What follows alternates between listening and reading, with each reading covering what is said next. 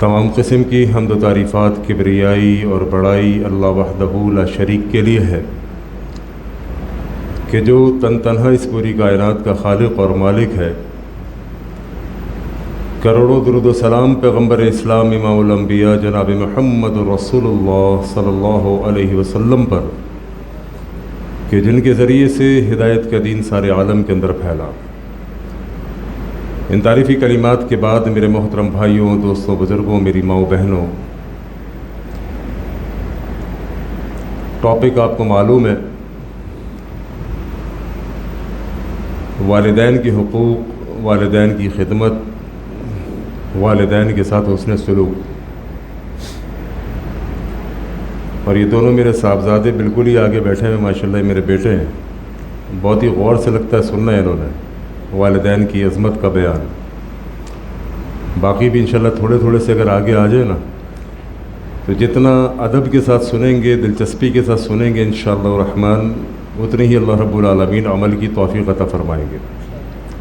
صحابی آئے اللہ کے نبی علیہ الصلوۃ والسلام کے پاس، آ کے بیٹھے۔ آقا علیہ الصلوۃ والسلام نے کہا کہ میں آنے کی وجہ جان سکتا ہوں؟ کہنے لگے اللہ کے نبی، اللہ کا دین سیکھنے کے لیے آیا ہوں۔ نبی علیہ الصلوۃ والسلام نے فرمایا کہ اگر ایسا ہی ہے جیسا تو کہہ رہا ہے کہ اس وقت یہاں پر بیٹھنے کی وجہ اللہ کا دین سیکھنا ہے، تو پھر سن، میں تجھے خوشخبری دیتا ہوں کہ اس وقت تجھے چاروں طرف سے اللہ کی نورانی مخلوق نے گھیرا ہوا ہے، فرشتوں نے گھیرا ہوا ہے۔ اور وہ فرشتے اللہ کے نبی صلی اللہ علیہ وسلم فرماتے ہیں یوں تہ در تہ آسمان کی بلندیوں تک ہیں، اور وہ کیا کر رہے ہیں؟ وہ میری اور آپ کی مغفرت کی اللہ رب العالمین سے دعا کر رہے ہیں۔ تو یہ جو گیدرنگ ہے، جو دینی مجلس ہوتی ہے، عام مجلس نہیں ہوتی، یہ بہت اہم مجلس ہے۔ یہ ایسی مجلس ہے کہ جسے اللہ کی نورانی مخلوق نے گھیرا ہوا ہوتا ہے، اور حاضرین محفل کے لیے اللہ رب العالمین سے دعا گو ہوتے ہیں۔ تو اللہ کریم سے ہم بھی دعا کریں گے کہ جو کچھ کہیں اور سنیں اللہ کریم اس پر عمل کی توفیق عطا فرمائے، کیونکہ کہنے والے بھی بدعملی کا شکار ہیں، سننے والے بھی بدعملی کا شکار ہیں، اور بغیر عمل کے جنت نہیں ملے گی۔ آقا علیہ الصلوۃ والسلام کی مجلس سجی تھی، صحابہ اکرام موجود تھے۔ اللہ کے نبی علیہ الصلوۃ والسلام نے فرمایا کل امتی یدخلون الجنۃ الا من ابا، میرے صحابہ، میری امت کے تمام لوگ جنت میں داخل ہو جائیں گے مگر جس نے انکار کیا۔ قیل یا رسول اللہ من یابا، صحابہ حیران ہو کے پوچھنے لگے اللہ کے نبی، بھلا وہ کون بدنصیب ہوگا جو خود سے جنت میں جانے سے انکار کرے گا؟ اللہ کے نبی، ہماری تو زندگیوں کا مقصد جنت۔ اللہ کے نبی، ہم تو اسلام اس لیے لے کر آئے، ایمان اس لیے لے کر آئے کہ ہمیں جنت مل جائے۔ اللہ کے نبی، ہمارا جہاد، ہمارا اسلام، ہمارا دعوت و تبلیغ سب کچھ تو اس لیے کہ رب راضی ہو جائے، جنت مل جائے۔ اللہ کے نبی، بھلا ہم کیوں جنت میں جانے سے انکار کریں گے؟ قال من اطاعنی دخل الجنہ ومن عصانی فقد ابا، نبی علیہ الصلوۃ والسلام نے فرمایا میرے صحابی، جس نے میری بات سن کر عمل کر لیا وہ جنت میں جائے گا، اور جس نے میری بات آ جانے کے بعد انکار کیا، یعنی اپنے عمل سے انکار کیا، یعنی اپنے نفس کی اتباع کی میری بات کے مقابلے میں، فقد ابا، یہی وہ بدنصیب ہے جس نے جنت میں جانے سے انکار کیا۔ تو بھائی بات یہ ہے کہ جنتیں عمل سے ملیں گی، زندگیاں عمل سے تبدیل ہوں گی۔ تو انشاءاللہ اس نیت سے بیٹھیں گے اس مجلس کے اندر کہ جو کہیں گے اور جو سنیں گے اس کے اوپر عمل کریں گے۔ ویسے ہی بڑی رات ہے، 27ویں شب ہے۔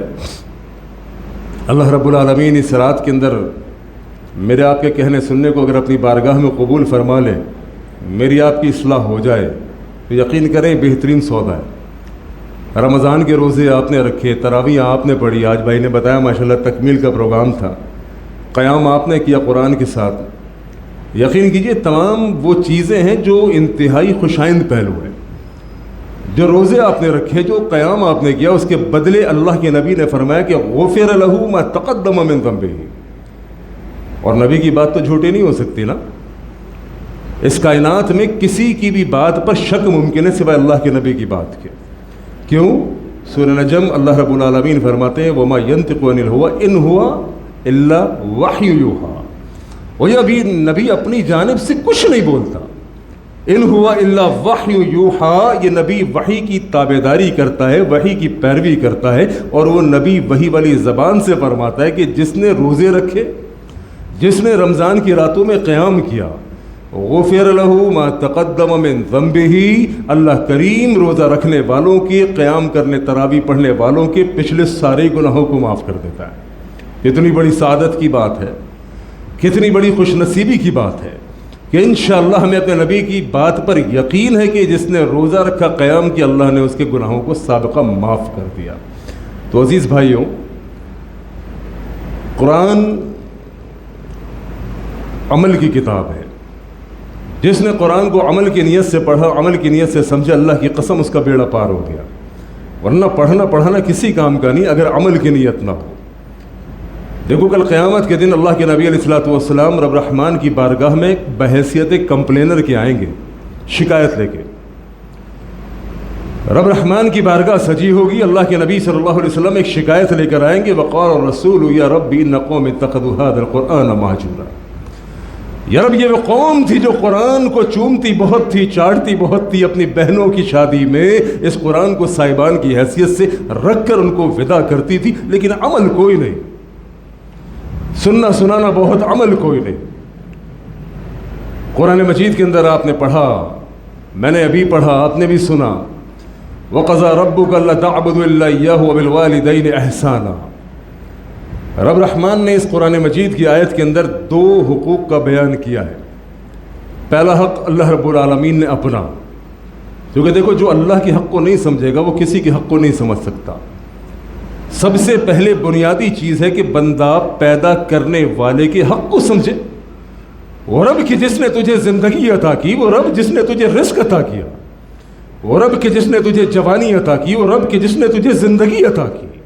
اس زندگی کے اوپر، اپنے جسم کے اوپر رب کے احسانات کو گن نہ پاؤ گے تو گن نہ پاؤ گے۔ رب رحمان نے بولنے والی زبان دی، سننے والے کان دیے، سونگنے والی ناک دی، دھڑکتا ہوا دل دیا، پکڑنے والے ہاتھ دیے، چلنے والے قدم دیے۔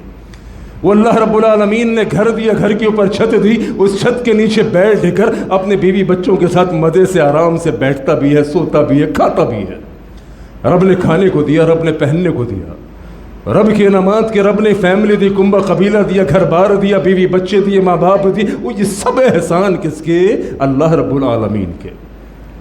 اتنے سب احسانات کے بعد اللہ نے مجھ سے، آپ سے تقاضا کیا کیا معلوم ہے آپ کو؟ سورہ ذاریات، وَمَا خَلَقْتُ الْجِنَّ وَالْإِنسَ إِلَّا لِيَعْبُدُونِ۔ جس نے اتنے احسانات کیے اس انسان کے اوپر، اس نے ان تمام احسانات کے بعد فقط ایک مطالبہ ہی تو کیا، بندہ عبادت صرف میری کرنی ہے، بندگی صرف میری کرنی ہے۔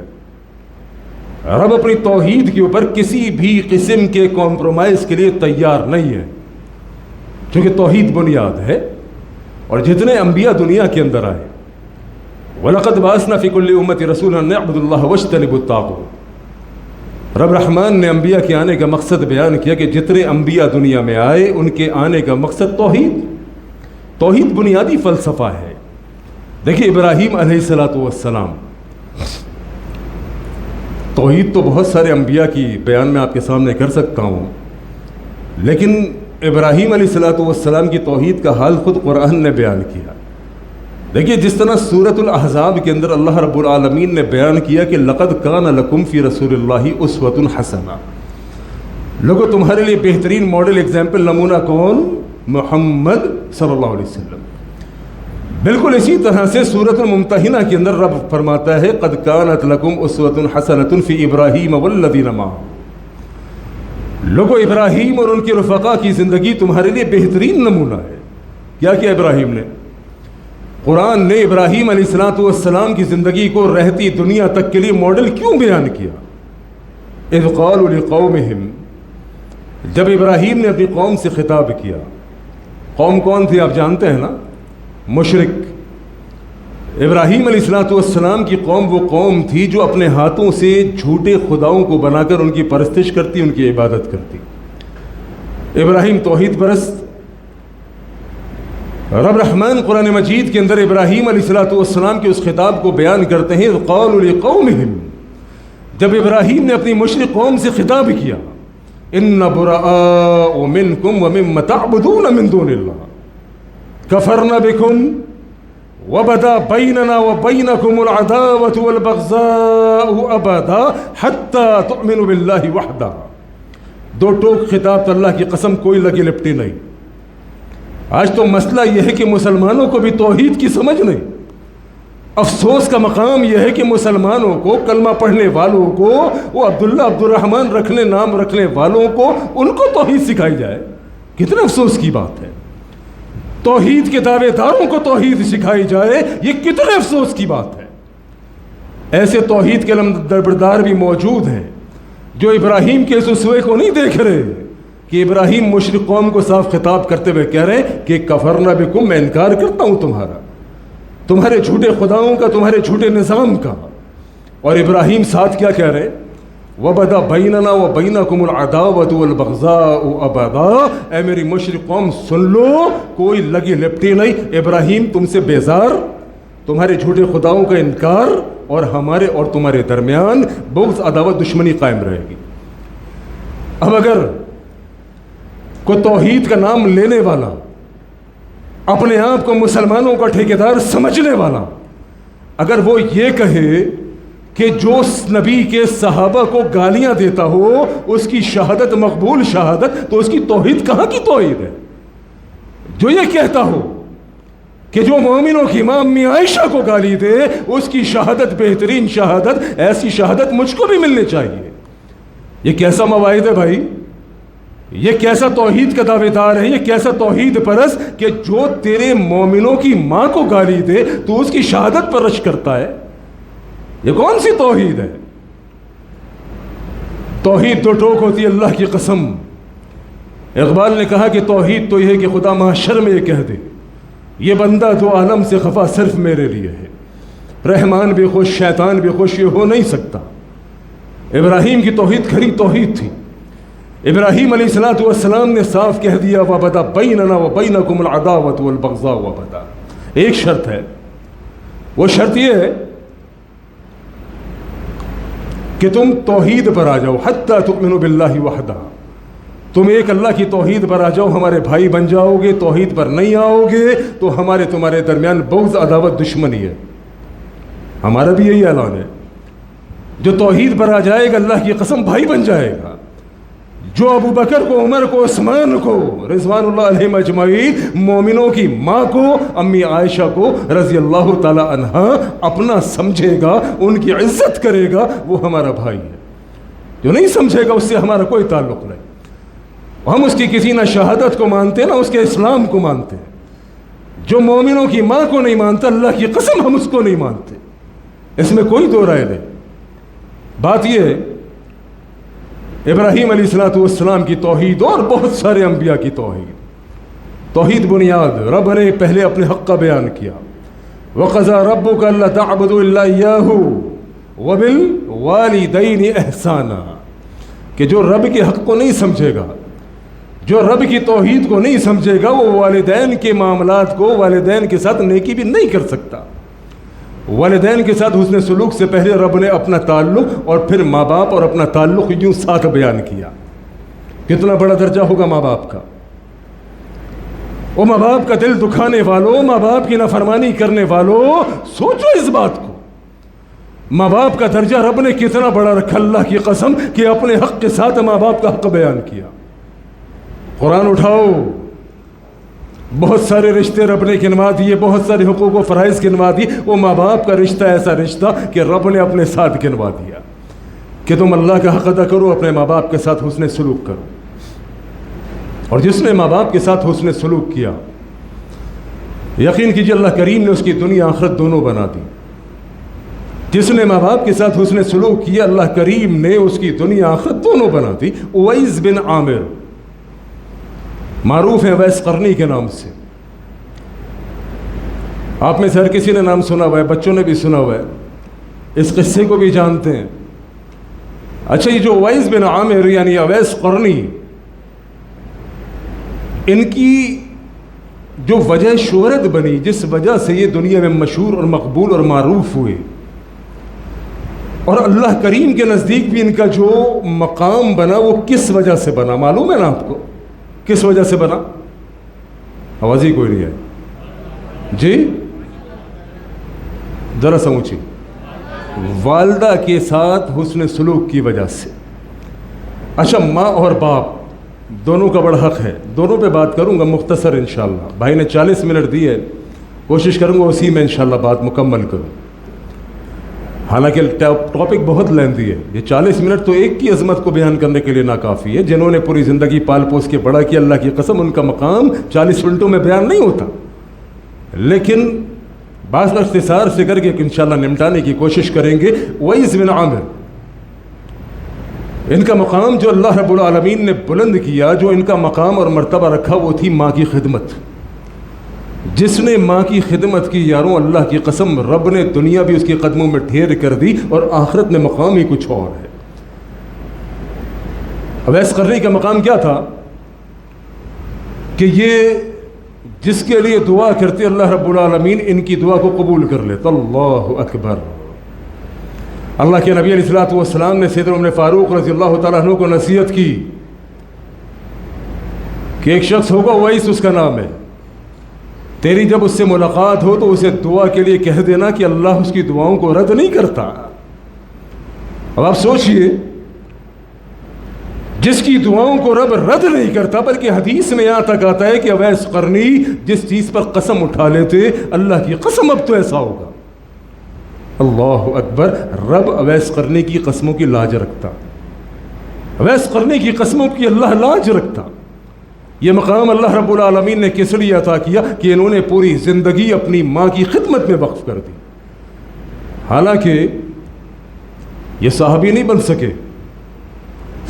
بن سکے، لیکن صحابی نہ بننے کے باوجود اللہ نے مقام اتنا بلند عطا کر دیا کہ نبی صحابی کو، عمر کو رضی اللہ تعالیٰ عنہ، یعنی عمر فاروق کا مقام آپ جانتے ہیں، وہ عمر کے جسے اللہ کے نبی نے کہا عمر میرے بعد کوئی نبی نہیں، اگر ہوتا تو عمر ہوتا. وہ عمر کے جس کے بارے میں اللہ کے نبی نے فرمایا عمر تیرا روب دبدبہ اتنا ہے کہ تو جس گلی سے گزرتا ہے شیطان اپنا رستہ بدل دیتا ہے. وہ عمر کے جس کی خواہش پہ قرآن نازل ہوا، وہ عمر کے جسے اللہ کے نبی نے اپنی زبان سے کئی بار جنت کی بشارت دی، اس عمر کو نصیحت کر رہے ہیں عمر اپنے لیے اویس قرنی سے دعا کرا لینا. یہ مقام ماں کی خدمت کی وجہ سے ملا کہ نبی قریب موجود تھے. اگر نبی سے ملاقات ہو جاتی تو صحابی بن جاتے. جس نے ایمان کی حالت میں نبی کو دیکھا وہ صحابی بن گیا. اویس قرنی ایمان کی حالت میں موجود لیکن نبی سے ملاقات نہیں. کیونکہ اگر نبی سے ملاقات کے لیے جاؤں گا تو ماں کی خدمت میں خلل آئے گا. ماں کی خدمت کون کرے گا؟ اللہ اکبر. ماں کا مقام مرتبہ بہت بلند ہے یاروں. جتنا ماں کا مقام اللہ رب العالمین نے، رب رحمان نے، دین اسلام نے، محمد ذیشان نے بیان کیا، میں حیران ہوتا ہوں. ماں کے مقام پر ایک اور واقعہ آپ نے سنا ہوا ہے لیکن میں اس کو کسی اور نگاہ سے آپ کو سمجھانا چاہتا ہوں. سوچئے 3 لوگ جو غار میں پھنسے تھے، 3 لوگ جو غار میں پھنسے تھے، پھنس گئے، نا امید ہو گئے. غار کے منہ پر ایک بڑا پتھر آ گیا. تینوں پریشان موت کے انتظار میں بیٹھے ہوئے کہ جناب اب تو موت ہی آئے گی. اتنے میں تینوں نے کہا کہ چلو یار ایک کام کرتے ہیں، اللہ رب العالمین کی بارگاہ میں اپنی نیکیوں کو پیش کرتے ہیں، شاید اللہ ہم پر رحم فرمائے، ہماری نیکیوں کا وسیلہ قبول کرے اور ہمیں اس مشکل سے نجات دے دے. یہاں پر ایک اور بات، لوگ آپ کو کیا کہتے ہیں کہ آپ وسیلے کے قائل نہیں. اللہ کی قسم جو بات کتاب و سنت سے ثابت ہوگی ہم اس کے قائل ہیں. ہم ہر اس بات کی قائل ہیں جو بات کتاب و سنت سے ثابت ہو. جو بات قرآن و حدیث سے ثابت نہیں ہم کیسے مان لیں؟ قرآن و حدیث نے بتایا کہ پتھر بھاگ رہا ہے. موسیٰ علیہ السلام کے کپڑے لے کر پتھر بھاگ رہا ہے. حالانکہ پتھر کی ٹانگیں نہیں ہیں، پتھر بے جان ہے، لیکن قرآن نے بتا دیا، نبی نے بتا دیا، ہم نے آنکھیں بند کر کے یقین کر لیا چونکہ قرآن و حدیث سے ثابت ہو گیا. نبی علیہ السلام کی حدیث سے ثابت ہو گیا کہ درخت کا تنا لکڑی بے جان ہے، وہ رو رہا ہے. اللہ کے نبی کی جدائی سے ہم نے مان لیا.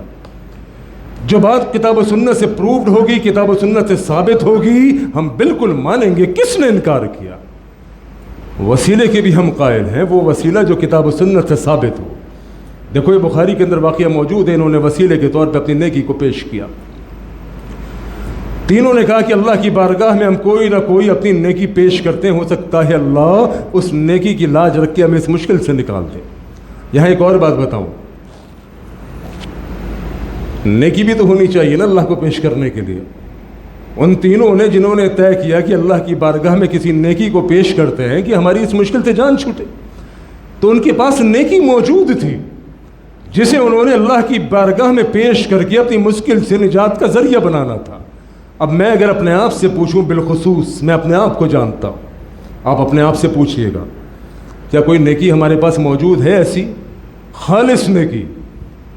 اور یار اللہ کی قسم پہلے تو نیکیاں کوئی نہیں، اور جتنی نیکیاں ان میں ملاوٹ، ریاکاری، دکھاوا۔ اللہ اکبر، کتنی نیکیاں تو ہماری ریاکاری کھا گئی۔ نبی علیہ الصلوۃ والسلام کے صحابہ موجود تھے، اللہ کے نبی نے ایک نصیحت کی، کہا میرے صحابہ تعوذ باللہ من جب الحزن، میرے صحابہ غم کے کنویں سے پناہ مانگا کرو۔ صحابہ نے کہا اللہ کے نبی یہ غم کا کنواں کیا ہے؟ میرے نبی علیہ الصلوۃ والسلام نے فرمایا میرے صحابہ جہنم کے اندر ایک گھاٹی ہے جس سے جہنم خود دن میں 400 مرتبہ پناہ مانگتی ہے۔ سوچو کیا خوفناک چیز ہوگی، جہنم کے اندر ایک گھاٹی جس سے جہنم میں دن میں 400 مرتبہ پناہ مانگتی ہے۔ صحابہ نے کہا اللہ کے نبی اس جب الحزن غم کے کنویں میں جائے گا کون؟ ایسی خوفناک جگہ جس سے جہنم دن میں 400 پناہ مانگے، اللہ کے نبی اس میں کون جائے گا؟ اللہ کے نبی نے فرمایا میرے صحابہ اس میں ریاکار جائے گا، جو دکھاوا کرنے والا، ریاکاری کرنے والا، شعبدے بازی کرنے والا۔ یارو اگر نیکیاں موجود کوئی نہیں، جو تھوڑی بہت موجود ان کی حفاظت کرو، ان کو ریاکاری سے بچاؤ۔ مجھے یاد ہے محمدی مسجد چاندنی چوک میں نیا اہل حدیث ہوا تھا، سن 2002 کی بات ہے۔ وہاں پر ایک میرے بہت ہی محسن تھے عبدالسلام جملانی صاحب،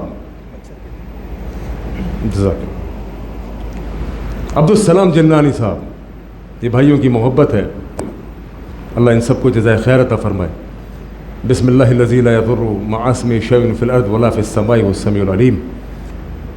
عبدالسلام جملانی صاحب 2002 میں نیا کنورٹ ہوا، کالج میں پڑھتا تھا۔ ہماری مسجد میں ان دنوں آتے تھے عبدالرحمن ارشد صاحب، عبداللطیف صاحب کے صاحبزادے، بڑا نام تھا جی مفتی عبداللطیف صاحب، انہی کے صاحبزادے عبدالرحمن ارشد صاحب، اللہ نے انہیں بھی بڑا مقام عطا کیا تھا۔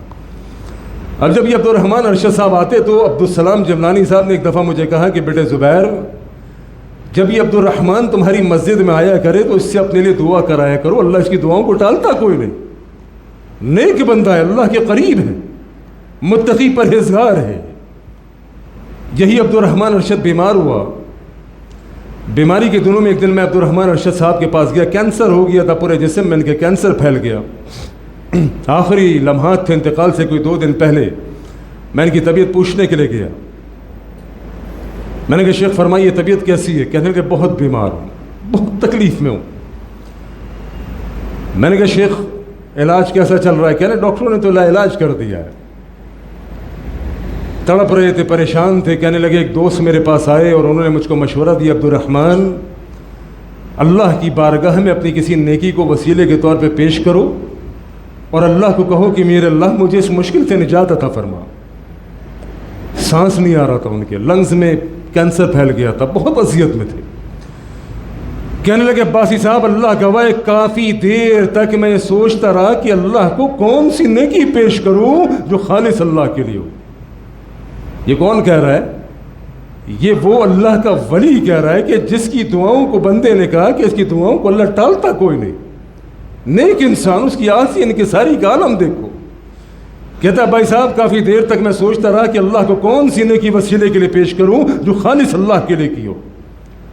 بہت دیر سوچنے کے بعد مجھے کوئی ایک نیکی یاد آئی تو میں نے کہا کہ نہیں عبدالرحمن، اگر یہ نیکی بھی اللہ کو وسیلے کے طور پر صحت مانگنے کے لیے پیش کرو گے تو کل قیامت کے دن جنت مانگنے کے لیے کیا پیش کرو گے؟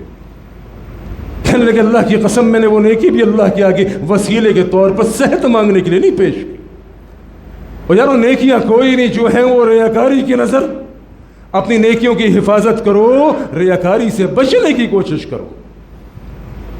تینوں نے کوشش کی کہ ہم اللہ کی بارگاہ میں نیکی کو پیش کریں تاکہ اس مشکل سے نجات پائیں۔ ان میں سے ایک شخص نے، جو میرے موضوع سے مطابقت رکھتا ہے، اس کی بات کر رہا ہوں، اس نے جو نیکی اللہ کے آگے پیش کی وہ معلوم ہے کیا تھی؟ اس نے کہا میرے اللہ، اچھا یہ واقعہ میں نے ایک جگہ پر سنایا، اور اس میں جو الفاظ ابھی آگے آئیں گے وہ الفاظ بڑی شدت کے ہیں۔ تو ایک صاحب نے مجھے کہا کہ یار یہ الفاظ تو آپ کو درس میں کم از کم نہیں کہنے چاہیے تھے۔ میں نے کہا کیوں؟ کہہ رہے محسوس ایسا ہوتا ہے یہ الفاظ آپ کی طرف سے بنائے ہوئے ہیں، کیونکہ کوئی انسان کیسے اتنا ظلم کر سکتا ہے کہ اپنی ماں کے لیے اپنے بچوں کو رلائے؟ میں نے کہا یہ بیٹھی حدیث کو کھول کے دیکھ لیتے، اگر الفاظ میرے بنائے ہوئے تو تیری جوتی میرا سر۔ وہ اللہ کی قسم بات اللہ کے نبی کی ہے، حدیث کے الفاظ۔ وہ بندہ کہتا ہے اللہ کیا، میں تیری بارگاہ میں ایک نیکی پیش کرنا چاہتا ہوں، اگر یہ نیکی مقبول ہو تو اس غار کے پتھر کو ہٹا دینا۔ اللہ وہ نیکی ہے کہ میری عادت، میرا معمول تھا کہ میں جب گھر آتا تو سب سے پہلے دودھ نکال کے اپنی ماں کو پیش کرتا۔ معمول کے مطابق میں گھر پہنچا، دیکھا تو میری ماں سوئی ہوئی تھی، میں نے دودھ نکالا، ماں کے پاس پہنچا تو ماں سوئی ہوئی تھی۔ اللہ میں نے اپنی ماں کو اٹھایا نہیں کہ میری ماں کی نیند خراب ہوگی، اس کو نیند سے نہیں اٹھایا، لیکن اللہ میں وہاں سے ہلا بھی نہیں کہ اگر ماں کی آنکھ کھلے گی، وہ دودھ مانگے گی تو میں پیش کر دوں گا، پاس کھڑا ہوں گا۔ اب جو الفاظ میں نے کہا کہ بھائی نے مجھے کہا کہ شاید کہیں آپ کے ملائے ہوئے الفاظ تو نہیں، اس بندے نے کہا میرے اللہ، میں پوری رات اپنی ماں کے سامنے کھڑا رہا، دودھ لے کر اٹھایا کوئی نہیں، ماں کی نیند خراب نہ ہو جائے، اور گیا بھی کوئی نہیں کہ ماں نیند سے اٹھے گی تو دودھ پیش کروں گا۔ میرے اللہ پوری رات میرے بچے بھوک سے بلکتے رہے، پوری رات میرے بچے بھوک سے بلکتے رہے، لیکن میرا معمول تھا کہ میں ماں سے پہلے کسی کو نہیں دیتا، سب سے پہلے میری ماں سے پہلے کسی کو نہیں دیتا۔ اللہ میں نے کسی کو نہیں دیا، اگر اللہ یہ نیکی تیری بارگاہ میں قبول ہے، اللہ اس مشکل سے نجات دے۔ غار کا پتھر ہٹ گیا، اللہ نے اس مقبول نیکی کو قبول کیا، جو حسن سلوک اس نے ماں کے ساتھ کیا، رب نے قبول کیا۔ اور ایک بات اور اسے جو سمجھ میں آتی ہے، یاد رکھیے گا، آج بیوی بچوں کے لیے ماں کو رلایا جاتا ہے۔ افسوس ہے اللہ کی قسم ان نوجوانوں کے اوپر کہ جس ماں نے جنا، جس ماں نے دودھ پلایا، جس ماں نے پرورش کی، آج اپنی اولاد کے لیے اس بوڑھے ماں باپ کو ترساتا ہے، بوڑھے ماں باپ کو رلاتا ہے۔ کس کے لیے؟ اپنے بیوی بچوں کے لیے۔ یاد رکھنا، مرد کے لیے جو قانون اللہ کی طرف سے ہے وہ قانون یہ ہے کہ مرد کے لیے پہلے اس کے ماں باپ، بعد میں بیوی بچے، بعد میں بیوی بچے، پہلے اس کے ماں باپ۔ عورت کے لیے قانون تھوڑا مختلف کہ پہلے اس کے لیے اس کا خاوند، شادی کے بعد، شادی کے بعد عورت کے لیے پہلا اس کا خاوند۔ دلیل کیا ہے؟ دلیل یہی ہے کہ اللہ کے نبی نے فرمایا کہ اگر میں اللہ کے بعد کسی کو سجدے کی اجازت دیتا، ان تسجد لزوجہا، بیوی کو حکم دیتا کہ اپنے خاوند کو سجدہ کرو، ماں باپ کو نہیں، ماں باپ کو نہیں، خاوند کو سجدہ کرو، خود اللہ کے نبی کو نہیں، لیکن سجدے کی اجازت کسی کو نہیں اللہ کے سوا، بات سمجھانے کے لیے کی اللہ کے نبی نے۔ لیکن مرد کے لیے تو پہلے اس کے ماں باپ۔ وہ بندہ کہتا ہے اللہ کے نبی، اللہ میرے اللہ پوری رات میرے بچے بھوک سے بلکتے رہے، لیکن میں نے ماں سے پہلے ان کو نہیں دیا۔ آج یہ بندہ چھپ کے جا رہا ہوتا ہے کہاں؟ اپنے ماں باپ سے چھپ کے بیوی کو پیزا کھلانے، چھپ کے جناب جوتی بغل میں دبا کے سیڑھیاں چڑھ رہا ہوتا ہے، برگر لے جا کے زنگر بیوی کے منہ میں ڈالنے کے لیے کہ ماں کو نہ پتہ چلے، دوسروں کو نہ کھلانا پڑ جائے۔ ماں دوسری ہے، جس ماں نے تجھے پال پوس کے بڑا کیا، اللہ کی قسم اس ماں سے چھپ کے بیوی کو کھلا رہا ہے، بیوی کو پہنا رہا ہے۔ ماں کا بڑا حق ہے۔ ماں کو ستانے والوں، ماں کو تڑپانے والوں، اپنے بیوی بچوں کو فوقیت دے کر ماں کو رلانے والوں، سنو اللہ کی قسم ماں کا رتبہ بہت بلند ہے۔ صحابی آیا اللہ کے نبی کے پاس، آگے کہتا اللہ کے نبی مجھے بتائیے، میں نیکی کرنا چاہتا ہوں میں نیکی کرنا چاہتا ہوں، آپ مجھے بتائیے کہ میں کس کے ساتھ نیکی کروں؟ میری نیکی کا، میری حسن سلوک کا سب سے زیادہ حقدار کون ہے؟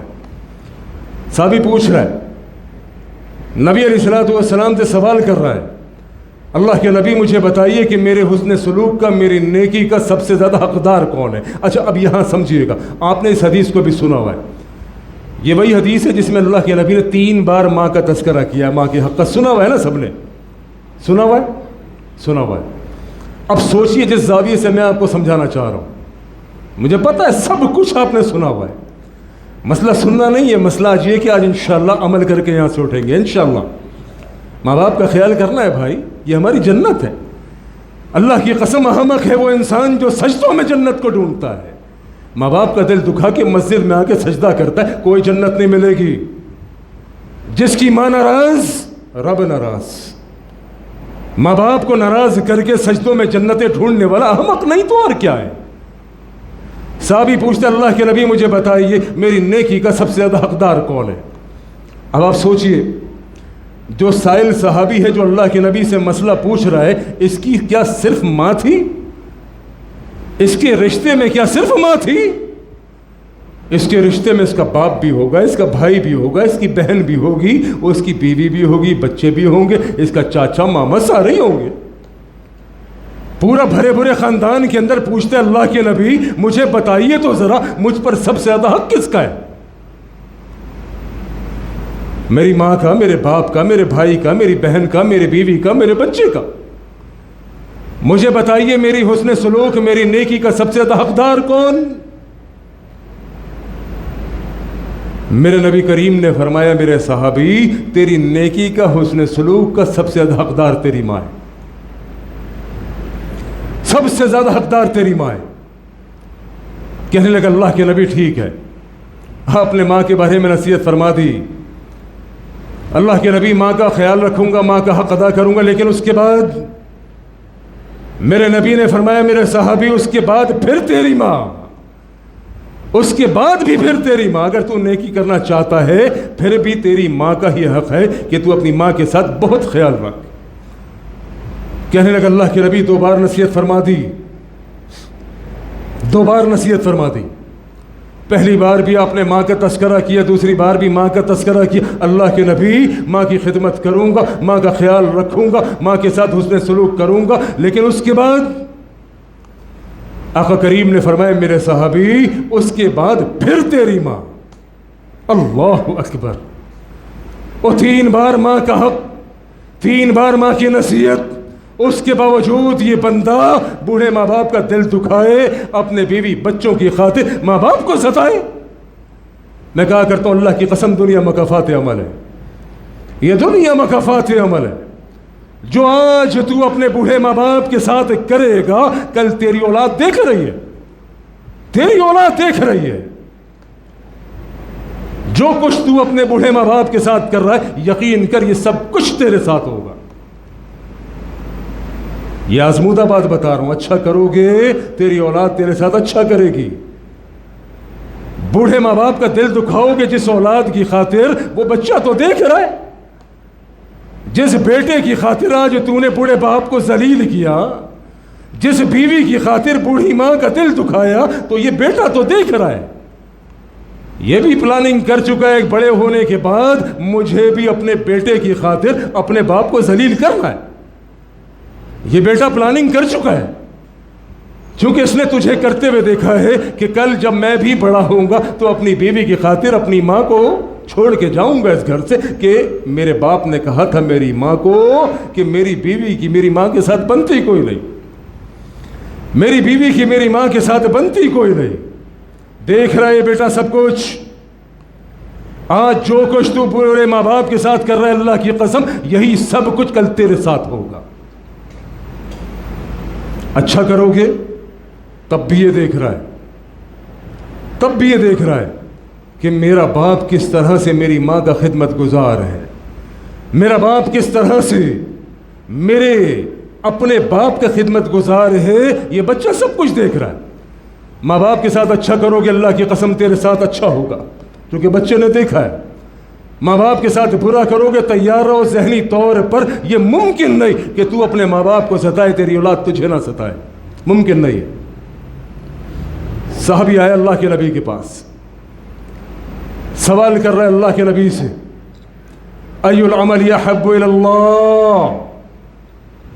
صحابہ جنتوں کے مشتاق تھے نا، جستجو تھی ان کو جنت کی۔ آج تو ہمیں دنیا کی جستجو ہے یارو، آج ہمیں دنیا کی جستجو ہے۔ صحابی پوچھتا ہے اللہ کے نبی مجھے یہ بتائیے کہ اللہ کو سب سے محبوب عمل کون سا ہے؟ سب سے محبوب عمل؟ قال الصلاۃ علی وقتہا۔ نبی علیہ الصلوۃ والسلام نے فرمایا میرے صحابی اللہ کو سب سے محبوب عمل یہ ہے کہ تو نماز کو اپنے وقت پہ ادا کر۔ قال ثم ایو،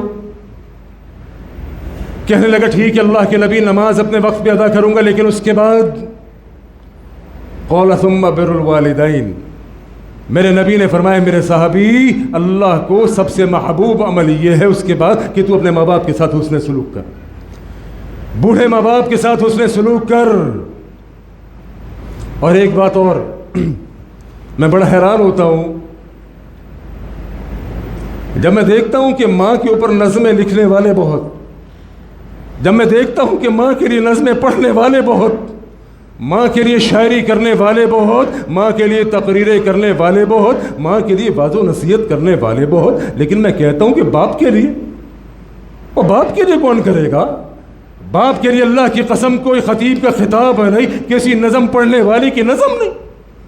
باپ کے لیے کوئی بات کرنے کو تیار ہے۔ ٹھیک ہے ماں کا مقام بہت بلند ہے، کوئی شک نہیں، ماں کا مقام بہت بلند ہے، کوئی شک نہیں، لیکن باپ کا مقام، جس باپ نے پال پوس کے تجھے بڑا کیا، جس باپ نے پال پوس کر وہ محنتیں کر کے اللہ کی قسم میں کہا کرتا ہوں کہ جو بندہ جو باپ ہے، آپ میں سے جتنے بیٹھے ہوئے باپ، میں بھی ایک باپ ہوں، آپ بھی بہت سارے لوگ بیٹھے ہوئے ہیں جو اس وقت باپ ہیں، جن کی اولاد ہے، جو اپنے کنبے قبیلے کو چلا رہے ہیں۔ مثال کے طور پر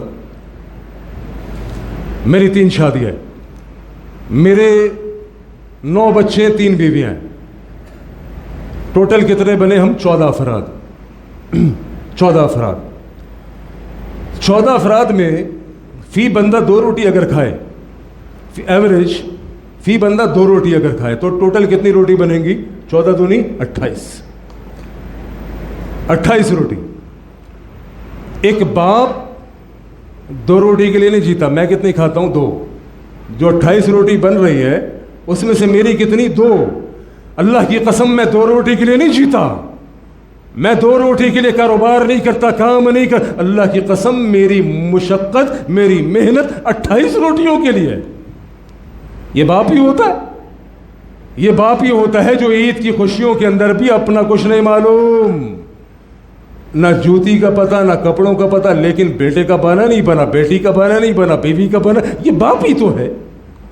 یہ باپ ہی تو ہوتا ہے جو سعودیہ کے اندر، دبئی کے اندر، امریکہ کے اندر خود روکھی سوکھی کھا رہا ہوتا ہے، پیسے گھر بھیج رہا ہے، ڈالر گھر، پاؤنڈ گھر، ریال گھر، دھرم گھر، خود بیٹھا ہوا جناب وہاں پر دبئی کے اندر روکھی سوکھی کھا رہا ہے، لیکن یہاں میرے بچے پیزا کھا لے۔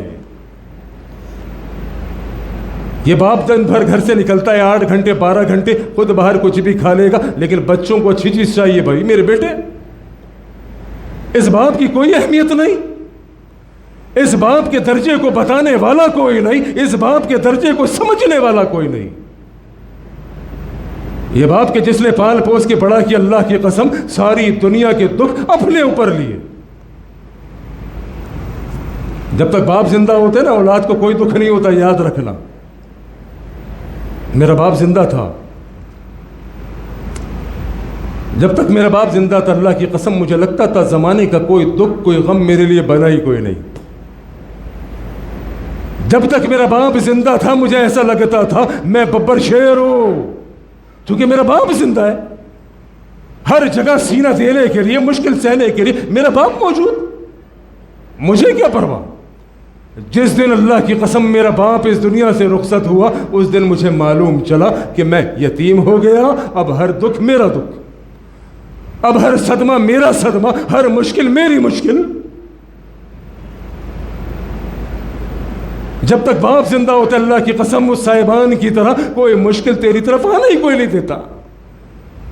تجھے معلوم ہی نہیں چلتا کہ ضروریات کہاں سے پوری ہو رہی ہے، تجھے معلوم ہی نہیں چلتا تیری خواہشات کہاں سے پوری ہو رہی ہے، اور کسی سے بھیک مانگنا پڑے، کسی سے لینا پڑے، کسی کی خوشامد کرنا پڑے، وہ قرضہ ادھار کر کے لوگوں کی گالیاں سہنا پڑے، تیری اسکول کی فیس بھی جائے گی، تیری عید کی شاپنگ بھی ہوگی، اور تیری تمام ضروریات معاملات سب وہ پورا کرے گا، ہے نا؟ بوڑھا گھر کے اندر سارے مشکل وہ فیس کرے گا تیرے لیے، اور یہ جوان ہونے کے بعد بوڑھے باپ کی آنکھوں میں آنکھیں ڈال کے کہتا تو نے میرے لیے کیا کیا؟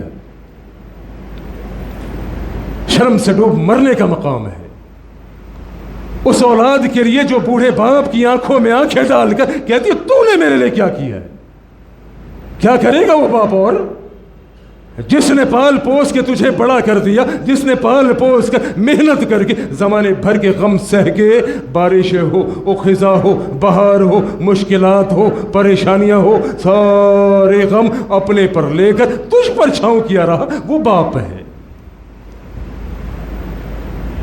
اس باپ کا کوئی تذکرہ نہیں۔ باپ کا بڑا مقام ہے یارو، باپ کے ادب کو اللہ کی قسم یہ اولاد سمجھی کوئی نہیں۔ میرے نبی علیہ الصلوۃ والسلام سے صحابہ نے پوچھا، اللہ کے نبی باپ کی عظمت کے اوپر تو ذرا کچھ بتائیے کہ باپ کی ویلیو کیا ہے؟ اللہ کے نبی یہ بھی بتائیے کہ باپ کی نافرمانی کی ڈیفینیشن کیا ہے؟ میرے نبی نے فرمایا، میرے صحابی بہت لمبی ڈیفینیشن، صرف ایک بات سمجھ لو، باپ کا مقام رب کے ہاں بہت بلند ہے۔ میرے نبی نے ایگزامپل دی کہ بیٹا باہر سے آیا ہے، باہر سے آیا، کپڑوں پر گرد و غبار لگی ہوئی ہے، باپ برابر میں کھڑا ہوا ہے، اور بیٹے نے باپ کے برابر میں آ کے یوں کپڑے کو جھاڑ دیا اور وہ گرد و غبار باپ کے اوپر چلی گئی۔ اللہ کے نبی فرماتے اللہ کی ہاں یہ نافرمان لکھ دیا گیا۔ ماں باپ کا دل دکھانے والوں، اللہ کی قسم بڑا مقام ہے ماں باپ کا۔ جس کے ماں باپ زندہ ہے ببر شیر، جس کے ماں باپ زندہ ہے ببر شیر ہے، اور جس کے چلے گئے اللہ کی قسم آج پچھتاتا ہے، آج سوچتا ہے ہائے کاش کہ ماں زندہ ہوتی۔ جس کے چلے گئے پریشان ہوتا ہے، پچھتاتا، ہائے کاش کہ ماں زندہ ہوتی، ماں کی خدمت کرتا، ماں کی دعائیں لیتا، لیکن ہائے کاش کا کوئی فائدہ نہیں، آج ماں من و من مٹی تلے سو رہی ہے۔ اب نہیں آئے گی ماں تو چلی گئی، اب نہیں آئے گی ماں۔ جس کی ماں زندہ ہے یارو قدر کرو، ماں کے سینے سے لگ جاؤ، ماں کے قدموں میں گر جاؤ، اپنی ماں سے محبت کا اظہار کرو۔ ماں کے سینے سے لگ کے اللہ کی قسم بندہ زمانے کے غموں کو بھلا دیتا ہے۔ ماں کا پیار ہی ایسا ہے، ماں کا سینے سے چمٹانا ہی ایسا ہے۔ مجھے یاد ہے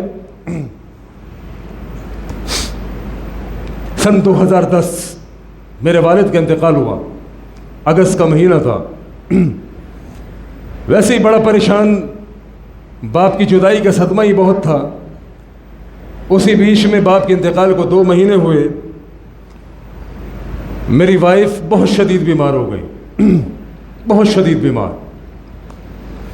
میرے حالات ان دنوں بہت سادے سے تھے، بہت عام سے تھے۔ میں کسی چھوٹے موٹے ہسپتال میں لے کر گیا، چھوٹے ہسپتالوں والوں نے کہا کہ یہاں پر کام نہیں بنے گا، کسی بڑے ہسپتال میں لے کے جائیں، یا تو ضیاء الدین یا آغا خان، وہ بھی ICU کے اندر۔ ڈینگی ہو گیا تھا 2010 میں، آپ کو یاد ہوگا ڈینگی آیا تھا، بہت خطرناک ہو گیا، پلیٹلیٹس بالکل گر گئے، اور وہ بھی ڈیورنگ پریگننسی، بہت کرٹیکل سچویشن ہو گئی۔ آغا خان یہ ضیاء الدین کی ICU، مرتا کیا نہ کرتا، کسی طرح سے جا کے ضیاء الدین میں ایڈمٹ کرایا ICU کے اندر، جو جیبوں میں موجود تھا سب جھاڑ کے ان کے حوالے کر دیا۔ نیچے رشتہ دار موجود، میرے گھر والے موجود، نیچے پہنچا بیگم کو اسپتال میں، اوپر ICU میں داخل کرا کے، نیچے پورا ہی خاندان موجود۔ اب ہر بندہ پوچھ رہا ہے کیسی طبیعت ہے، کیا ہے کیا ہے کیا، سب کے سامنے میں ببر شیر، سب کے سامنے سینہ تان کر کھڑا ہوا، لیکن اندر سے تکلیف تھا، غم زدہ تھا۔ باپ کی جدائی کا غم الگ، اپنی غربت کا غم الگ. آج بیوی ICU کے اندر پڑی ہوئی ہے, ڈاکٹروں نے کہا کہ کوئی زندگی کی گارنٹی نہیں, اس کا غم الگ. بہت پریشان, لیکن نیچے اترا میرا بھائی بھی موجود, رشتہ دار بھی موجود, سسرال والے بھی موجود, سب کے سامنے میں ببر شیر کی طرح کھڑا ہوا تھا. گھر پہنچا, سیڑھیاں چڑھا, سامنے میری بوڑھی ماں بیٹھی ہوئی تھی. اللہ کی قسم ماں نے صرف ایک دفعہ پوچھا, بیٹے زبیر کیسی طبیعت ہے تیری بیوی کی؟ یہ پوچھنا تھا. ماں کے سینے سے لگ کے وہ زارو قطار رویا ہوں کہ سارا دکھ لگ رہا تھا کہ اب نکل کے بہہ گیا. ماں کا سینہ وہ چیز ہے, ماں کی محبت وہ چیز ہے. اللہ کی قسم ماں کے سینے سے چمٹ کر اتنا رویا جس کی کوئی انتہا نہیں. آج بھی غم آتے ہیں, مشکلات آتی ہے, پریشانی آتی ہے, لیکن اللہ کی قسم آج ماں کا سینہ موجود نہیں, آج ماں کی چھاؤ نہیں. آج پریشان, لیکن کوئی پریشانی میں تھپکی دینے والا نہیں, کوئی پیچھے سے دعا کرنے والا نہیں. جس کے ماں باپ زندہ, اللہ کی قسم دعا کے دروازے موجود. جاؤ دعا کراؤ اپنے ماں باپ سے. ماں باپ کی دعا یوں سیدھی اوپر جاتی ہے. جاؤ کراؤ اپنے ماں باپ سے دعا. جس کا باپ زندہ, اللہ کی قسم بوڑھے باپ کے قدموں میں گر جاؤ, اگر غلطی کی ہے اس سے معافی مانگو, اس کے سینے سے لگو. کبھی لگے ہو باپ کے سینے سے؟ نہیں لگے ہو گے. اگر میں پوچھوں آپ میں سے کسی کو, یہ میرے بیٹے ہیں بیٹھے ہوئے سامنے, اللہ کی قسم یہ روزانہ آئے دن میرے سینے سے لگتے ہیں, میں ان کے سینے سے لگتا ہوں. ہم باپ بیٹے پریکٹس کرتے, یہ میرے سینے سے چمٹتے ہیں, میں ان کے سینے سے چمٹتا ہوں. لیکن کتنے ہی لوگوں کو دیکھا کہ ریزرو ہیں, بیٹا باپ سے, باپ بیٹے سے. کیوں بھائی؟ باپ کے سینے سے لگنے میں شرم آتی ہے, یا باپ کو سینے سے بیٹے کو لگانے میں شرم آتی ہے؟ یہ بیٹا باپ سے دور, باپ بیٹے سے دور, باہر دوستوں میں گلے مل رہا ہے, باپ بھی دوستوں میں گلے مل رہا ہے, بیٹا بھی. یہ آپس میں کیوں نہیں گلے ملتے؟ آپس میں ایک دوسرے کے ساتھ کیوں سکھ دکھ کا اظہار نہیں کرتا؟ یہ بیٹا اپنے باپ کو دوست کیوں نہیں سمجھتا؟ کچھ غلطی بیٹے کی بھی ہوگی اور کچھ باپ کی بھی, کہ باپ نے اپنے بیٹے کو دوست نہیں بنایا. بیٹے سے اچھا کوئی دوست نہیں, اسی طرح بیٹے کے لیے باپ سے اچھا کوئی دوست نہیں. یارو ماں باپ کے رشتے کی قدر کرو. ایک بات تو یہ ہو گئی, جس کے ماں باپ زندہ ہیں وہ اپنے ماں باپ سے آج تک کی غلطیوں پر معافی مانگے گا انشاءاللہ. اپنے ماں باپ کی خدمت کرے گا انشاءاللہ. اب جس کے ماں باپ نہیں ہیں وہ کیا کرے؟ وہ تو آج پریشان ہو گیا کہ میں کیا کروں. ماں باپ دنیا سے چلے گئے, ماں باپ کی کمی بھی موجود ہے, اس بات کا اقرار بھی موجود کہ اپنے ماں باپ کی خدمت نہیں کر سکا. جو ماں باپ کی خدمت کا حق تھا وہ میں نے نہیں ادا کیا. آج پریشانی ہو رہی ہے, پچھتاوا ہو رہا ہے, تو پریشان نہ ہو, اللہ معاف کرنے والا ہے. اللہ معاف کرنے والا ہے. لا تقنطوا من رحمت اللہ. اگر احساس ہو گیا, ندامت ہو گئی, پشیمانی ہو گئی کہ اللہ میں نے غلطی کی ہے, ماں باپ کی خدمت میں کوتاہی کی ہے, اللہ مجھے معاف کر دے, انشاءاللہ اللہ معاف کر دے گا. دوسرا کام کیا کرنا ہے معلوم؟ دوسرا کام یہ کرنا ہے کہ ماں باپ کی طرف سے صدقہ جاریہ کر دیجئے. اپنے ماں باپ کی طرف سے صدقہ جاریہ کر دیجئے. یہ بہترین قسم کا ماں باپ کے لیے ایک تحفہ ہوتا ہے. اور یقین کیجئے صدقہ جو ہم کرتے ہیں یہ ویسے ہی بلاؤں کو ٹالتا ہے. میں ابھی 2 دن پہلے کی آپ کو مثال بتاؤں. جمعرات کے دن میں اپنے کلینک سے نکلا, اپنے دواخانے سے اپنے گھر جانے کے لیے. میرا ایک بیگ تھا جو میں آگے لگاتا ہوں, اس میں کچھ سامان ہوتا ہے, اس میں تقریباً کوئی 2-2.5 لاکھ روپے مالیت کا سامان تھا, بڑی قیمتی چیز. وہ بیگ میں نے آگے لگایا ہوا تھا. اب میں اترا موٹر سائیکل سے اور اوپر اپنے گھر کی سیڑھیاں چڑھ کے چلا گیا. اب جب میں اوپر پہنچا, بیوی بچوں کے درمیان بیٹھا, کوئی چائے شائے کا ماحول بنا, جناب علی اسی درمیان سو گیا. صبح سحری کے ٹائم بھی اٹھے, کھایا پیا, نماز پڑھی, سو گئے. صبح اٹھے, اگلے دن جمعہ تھا, اور یہ واردات کب کی ہے؟ 23ویں شب کی, جمعرات کی رات. اب جب میں جمعہ پڑھانے کے لیے نیچے اترا, یہ میرے بھائی عدنان نے گاڑی لگا دی میرے گھر کے آگے. انہوں نے فون کیا کہ میں نیچے کھڑا ہوں, آپ نیچے آ جائیے. میں نیچے اترنے لگا. میں نے اپنے گھر والوں کو کہا وہ میرا بیگ رکھا ہوا تھا وہ دے دیجیے. کہنے لگی بیگ؟ کون سا بیگ؟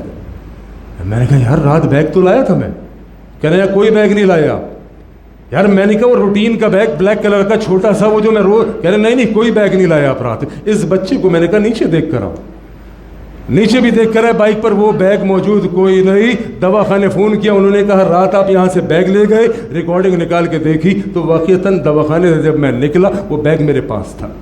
میں نے بائک کے اوپر آگے وہ بیگ لگایا. اس کے بعد یقینی طور پر میں گھر پہنچا, بیگ بائک پر لگا رہ گیا, میں اوپر چلا گیا, پوری رات بیگ باہر. اچھا میں گاڑی میں بیٹھا, جمعہ پڑھانے کے لیے چلا گیا. جمعہ پڑھانے کے لیے اللہ کی قسم یقین کیجئے میں ممبر پر بیٹھا ہوا. میں نے اللہ رب العالمین سے ایک بات کہی. میں نے کہا میرے اللہ, اگر اس وقت مجھے جمعہ پڑھانا نہ ہوتا تو میں کیا کر رہا ہوتا؟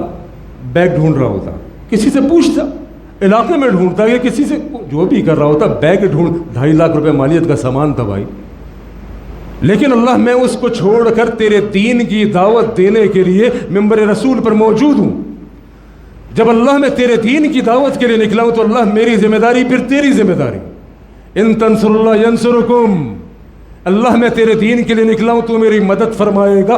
دوسرا کام میں نے کیا کیا کہ صدقے کی نیت کر لی کہ کچھ نہ کچھ صدقہ کرنا ہے. اب اتنے میں مسجد انتظامیہ کی طرف سے میرے پاس ایک اعلان آیا. یہ مسجد تھی پیونیشا لین کی, دھوبی گھاٹ کی.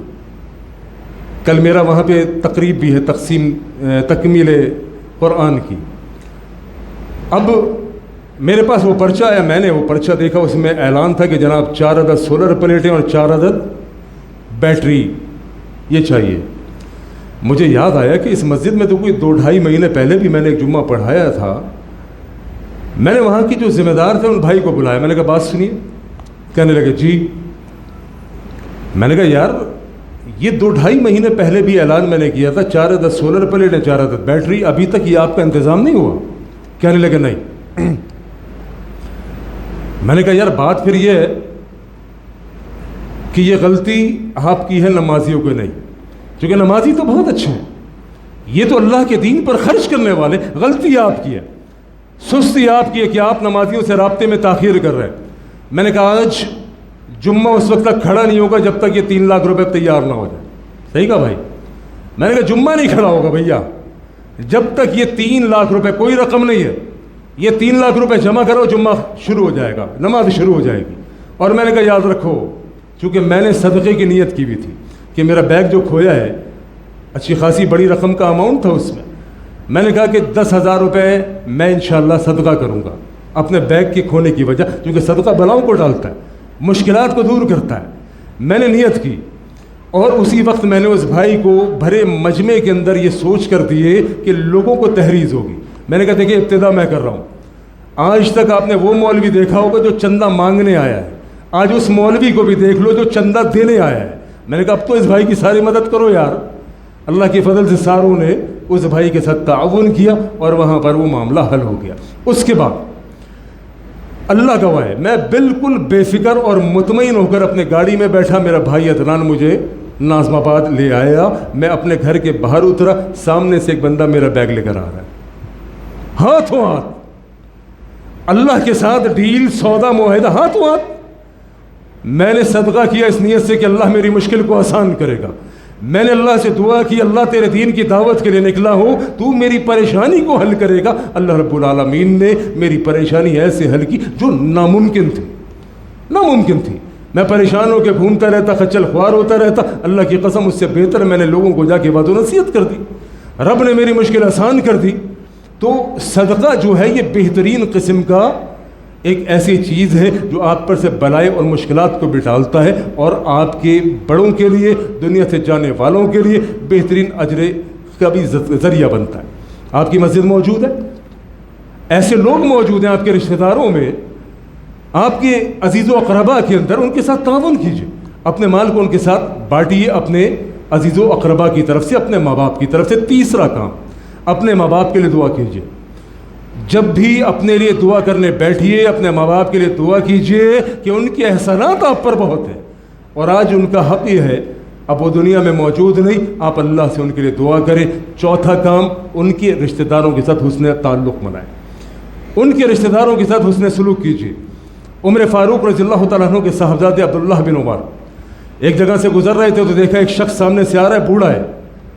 اس بوڑھے کو دیکھ کر عبداللہ بن عمر اپنی سواری سے اتر گئے، سواری سے اتر کر اپنی پگڑی اتاری، اس بوڑھے کے سر پر رکھ دی، اور پھر کہا کہ حضور یہ میری سواری موجود ہے، آپ میری سواری لے جائیے۔ خود اپنی سواری دے دی اور خود پیدل چلنے لگے۔ عبداللہ بن عمر کے غلام نے کہا حضور یہ کیا کیا؟ آپ نے پگڑی پہنا دی تھی، عزت کی علامت ہے، یہ کافی تھی، اپنی سواری بھی آپ نے دے دی۔ عبداللہ بن عمر فرمانے لگے تو جانتا نہیں یہ میرے باپ عمر کے دوست تھے، اور میں نے اللہ کے نبی کو فرماتے ہوئے سنا کہ تم اپنے ماں باپ کے دنیا سے جانے کے بعد اپنے ماں باپ کے دوستوں کے ساتھ حسن سلوک کرو، تو میں نے ان کے ساتھ حسن سلوک کیا ہے۔ تو یہ چند گزارشات تھیں، اللہ کریم کہنے اور سننے سے زیادہ عمل کی توفیق عطا فرمائے۔ اللہ کریم سے دعا کرتے ہیں، بھائی نے دعا کے لیے کہا تھا، یقین کے ساتھ کریں گے کہ اللہ قبول فرمائیں گے انشاءاللہ۔ لا الہ الا اللہ العظیم الحلیم، لا الہ الا اللہ رب العرش العظیم، لا الہ الا اللہ رب السماوات رب الارض رب العرش الکریم، سبحان اللہ وبحمدہ عدد خلقہ ورضا نفسہ وزنۃ عرشہ ومداد کلماتہ۔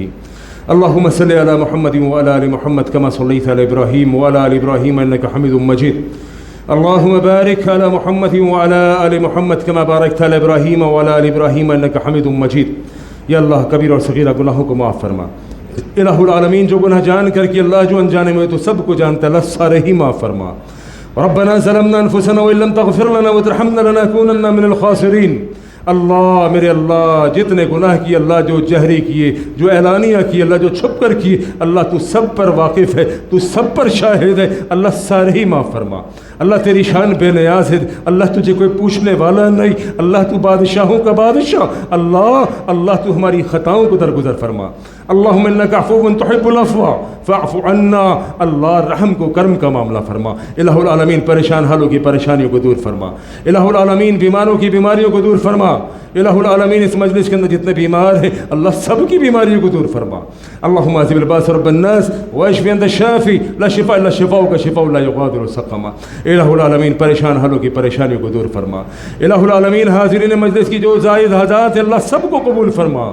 اللہ میرے اللہ بوڑھے بھی، بچے بھی، عورتیں بھی اللہ اپنے ہاتھوں کو اٹھائے ہوئے ہیں، اللہ کامل یقین کے ساتھ اللہ 27ویں شب ہے، اللہ تجھے تیری رحمتوں کا واسطہ ان کی جو جائز حاجات ہیں اللہ ان سب کو قبول فرما۔ الہ العالمین وطن عزیز پاکستان کی حفاظت فرما۔ الہ العالمین افواج پاکستان کی حفاظت فرما۔ الہ العالمین حاسدوں کی حسد سے، ظالموں کے ظلم سے، شریروں کے شر سے حفاظت فرما۔ اللہم انا نجعلک فی نحورہم ونعوذ بک من شرورہم۔ اللہم ارزقنا شہادة فی سبیلک، ربنا لا تزغ قلوبنا بعد اذ ہدیتنا وہب لنا من لدنک رحمہ انک انت الوہاب۔ سبحان ربک رب العزة عما یصفون والسلام علی المرسلین والحمد للہ رب العالمین۔